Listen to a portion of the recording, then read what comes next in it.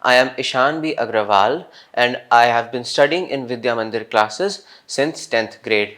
I live in Greater Noida. When I first saw my result, I was a bit disappointed because I expected more. I scored 253. According to my past tests, I could have scored a lot more, but it's fine. I'll score better in session 2. मैं पहले 6:30 उठता था और फिर उसके बाद फिर मैं 7 o'clock तक मैं पढ़ने बैठ जाता था. मेरी क्लासेस जो थी वो 9 o'clock से शुरू होती थी, तो मैं एक ही घंटा पढ़ पाता था 8 o'clock तक. उसके बाद फिर मैं खाना वाना खा के तैयार व्यार होके मैं क्लासेस के लिए निकल जाता था. वीएमसी आ जाता था मैं 9 to अप्रोक्सीमेटली 3:30 के अराउंड क्लासेस ओवर होती थी. मैं एग्जैक्टली मुझे याद नहीं है. सो वहाँ क्लासेस ओवर होने के बाद फिर मैं घर आता था, कुछ खाता पीता था, उसके बाद फिर मैं पढ़ने बैठ जाता था 4 o'clock के अराउंड.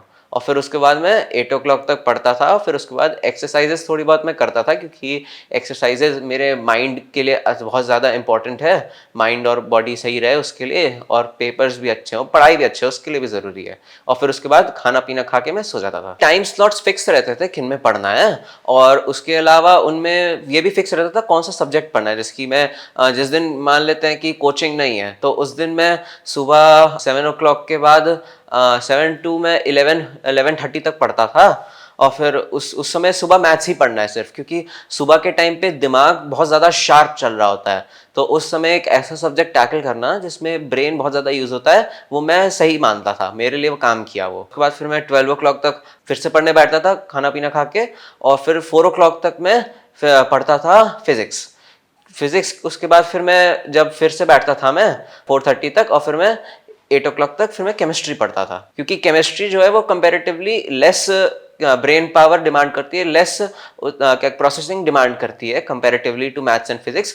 तो दिन के एंड में पढ़ना बेटर रहता है, क्योंकि फिर दिमाग उतना कंपेरेटिवली थोड़ा थक जाता है दिन के काम के बाद, प्रीवियस पढ़ाई के बाद. तो उस समय केमिस्ट्री पढ़ना बेटर रहता है. PYQs are very important because mains में जो है 70-80% के अराउंड क्वेश्चंस जनरली रिपीट हो जाते हैं, पुराने ही क्वेश्चंस आ जाते हैं. ऐसा हिस्ट्री में हुआ है, मेंस के हर बार होता है. तो इसलिए PYQs करने से आपको वो एक आइडिया लग जाएगा कि क्वेश्चंस कैसे आते हैं. आप अपनी स्पीड बढ़ा सकते हो, एक्यूरेसी बढ़ा सकते हो. पेपर के टाइम पे आप अपनी एफिशिएंसी भी बढ़ा सकते हो कि आप कितने फटाफट क्वेश्चंस कर सकते हो. मेरे पास पर्सनली रिवीजन के लिए भी टाइम बच जाता था पेपर में, तो फिर इसलिए PYQs करना बहुत ज़रूरी है. Chemistry as a subject was comparatively a bit on the tougher side for me compared to maths and physics. उसमें इनऑर्गेनिक थोड़ा मुझे इशू देती थी, क्योंकि उसमें थोड़ा बहुत लर्निंग वगैरह करनी पड़ती है.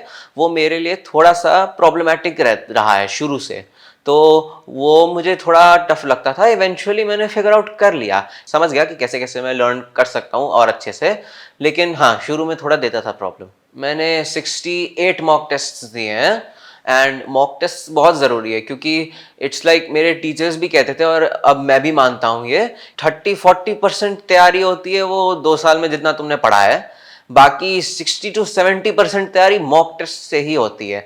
आप उसमें ये समझते हो कि पूरा सिलेबस एक साथ जब चल रहा हो ब्रेन में, तो वो क्विकली कैसे आप शिफ्ट कर सकते हो from one part of the syllabus to the other, वो आप सीखते हो. उसके अलावा आपका ब्रेन फास्ट चलना चाहिए, वो भी आप समझते हो. उसके अलावा चीज़ें जैसी होती है, पैनिक करते हैं बहुत लोग, तो वो ख़त्म हो जाता है. डर नहीं रहता पेपर का. It's like a daily routine. रोज रोज पेपर दे रहे हैं और वैसे ही जाके मेंस भी दे दिया, कोई प्रॉब्लम नहीं, without any issues. Time management is very important for success. वो बहुत ज़्यादा ज़रूरी है, क्योंकि आपको ये जानना बहुत ज़रूरी है कि आपका एक एक मिनट कहाँ जा रहा है. जब पता ही नहीं होता है तो टाइम चला जाता है और पता भी नहीं चलता है कि कहाँ गया टाइम. कुछ पढ़ाई भी नहीं हुई, कुछ काम नहीं हुआ.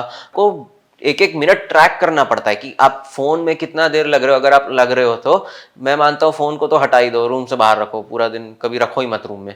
लेकिन उसके अलावा आपको ये पता होना चाहिए, और हर दिन का स्ट्रिक्ट रूटीन होना चाहिए जिसको आप फॉलो करते हो कि इस समय से इस समय ये करना है. और वैसे करके आप बना सकते हो अपना रूटीन बेस्ड ऑन कि आपको क्या, आपके साथ क्या काम कर रहा है, आपके टीचर्स क्या गाइड करते हैं. हमारे विद्या मंदिर में टीचर्स वो बहुत अच्छा गाइड करते हैं. स्पेशली सुधीर सर ने मुझे बहुत ज़्यादा हेल्प की है. मैं डेली 13 आवर्स डेडिकेट करता था मेरे प्रिपरेशन को. एंड उसमें से 6.5 आवर्स कोचिंग के होते थे, जिस दिन कोचिंग होती थी. रोज़ रोज़ नहीं होती थी.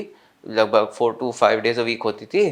तो जिस दिन होती थी उस दिन उतने आवर्स कोचिंग को जाते थे, उसके अलावा मेरे सेल्फ स्टडी आवर्स होते थे। अब जिस दिन कोचिंग हो रही है उस दिन तो जिस सब्जेक्ट में लगता है कि थोड़ा पीछे हूँ, उस सब्जेक्ट को मैं अकॉर्डिंगली एक दिन पहले प्लान करके उस दिन पढ़ लेता था। अब जिस दिन कोचिंग नहीं हो रही है उस दिन मेरा 4 आवर्स के अराउंड, 4 to 5 आवर्स के अराउंड मैथ्स रहता था, और फिजिक्स भी मेरा 4 आवर्स के अराउंड ही था। केमिस्ट्री में 3 आवर्स के अराउंड देता था। उसके अलावा अगर टाइम बच गया तो फिर वही जिस सब्जेक्ट में मुझे लग रहा है कि थोड़ा पीछे चल रहा हूँ उसको मैं कर लेता था। बैकलॉग्स मेरे हुए हैं। मेरे मेरे बैकलॉग्स जनरेट हुए थे कि जब मैं एक पॉइंट पे थोड़ा बीमार पड़ गया था, तो उसके कारण मैं 5-6 डेज पढ़ नहीं पाया था। और उससे पहले मैं काइंड ऑफ अहेड रहता था, मैं जो चल रहा होता था उससे थोड़ा अहेड रहता था, लेकिन फिर उसके कारण मेरे बैकलॉग्स बनने शुरू हो गए और स्पीड भी बढ़ गई थी कोचिंग की थोड़ी सी। तो फिर at the end of the time जब पूरा सिलेबस खत्म हो गया था, तब जाके मैंने एंड में सब कुछ फिर से कवर किया। से जितने भी मुझे जिन जिन टॉपिक्स में लग रही थी कि कमजोरी है, उनके क्वेश्चंस मैंने किए, उनके पीवाईक्यूज किए, प्रैक्टिस किए, विद्या मंदिर के जो मॉड्यूल्स वगैरह हैं उनको मैंने रेफर किया, उनके सीटीएस वगैरह सारी सॉल्व की मैंने, उससे मेरी प्रैक्टिस बनी। एंड कुछ चीज़ें छूट भी जाती हैं तो मैंने एंड मोमेंट पे मैंने जब पेपर्स देना शुरू किए तब तक एक हद तक टॉपिक सारे ठीक थे मेरे, ठीक ठीक से थे।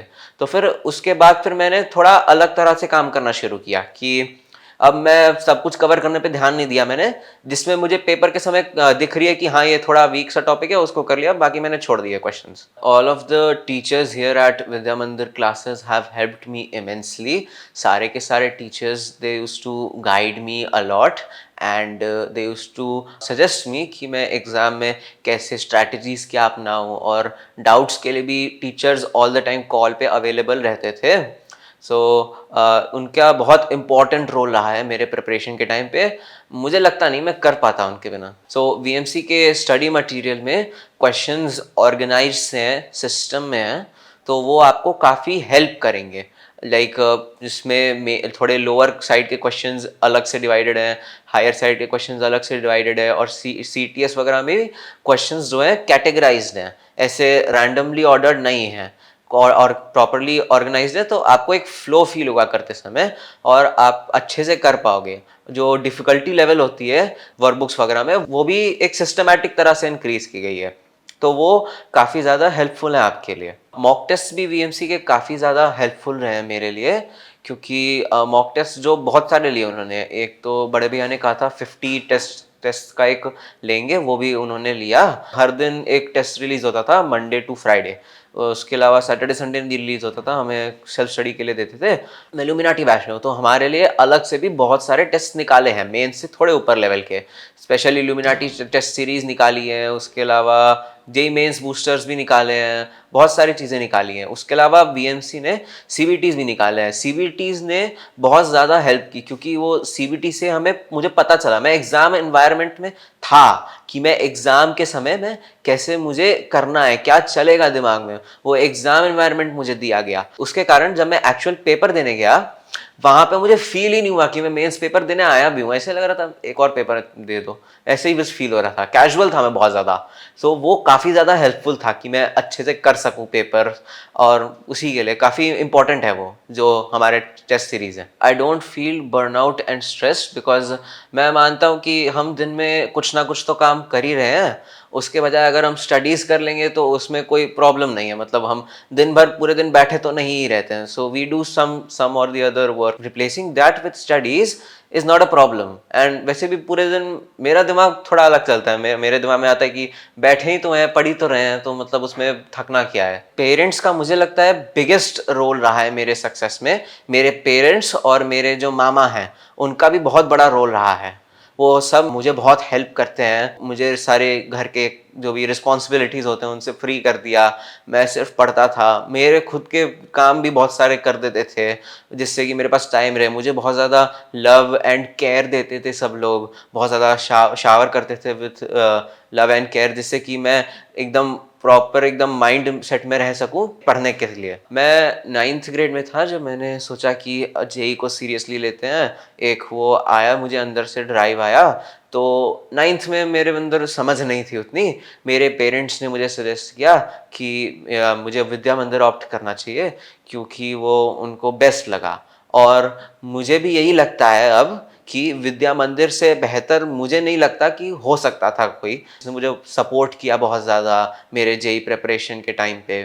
लाइक जब मैं इनिशियली आया था तभी मतलब टीचर्स बहुत ज़्यादा कोऑपरेटिव थे। वो मुझे मेरे डाउट्स वगैरह क्लियर करते थे और उसके अलावा पीयर्स के साथ भी मेरे अच्छे रिलेशंस थे। उनसे उनके साथ ऐसा प्रेशर नहीं फील होता था मुझे, लेकिन हाँ फ्रेंडली कंपटीशन रहा है। उसके अलावा जो हमारे ऑनलाइन जो फैकल्टीज़ वगैरह हैं, जो हमारे नरेंद्र भैया हैं, बड़े भैया हैं, मनमोहन भैया हैं, वो लोग भी वहाँ तक फाउंडर्स लोग भी हमें पढ़ा रहे हैं यहाँ पे वीएमसी में। तो वो काफ़ी मुझे अच्छा लगा कि वो लोग भी अपनी गाइडेंस हमें यहाँ तक दे रहे हैं। मेरा मैसेज ये होगा कि आप विद्या मंदिर को ज्वाइन करें और यहाँ पे टीचर्स आपको अच्छे से गाइड करेंगे। मैं आपको ऐसे स्पेशल कुछ एडवाइस नहीं देना चाहूँगा क्योंकि एट द एंड ये मेरी जो भी प्रिपरेशन रहा है वो मेरी रही है। हर बंदे की अपने खुद के प्रॉब्लम्स होते हैं, अपने खुद के जो भी उनको चीज़ें फेस करनी पड़ती हैं।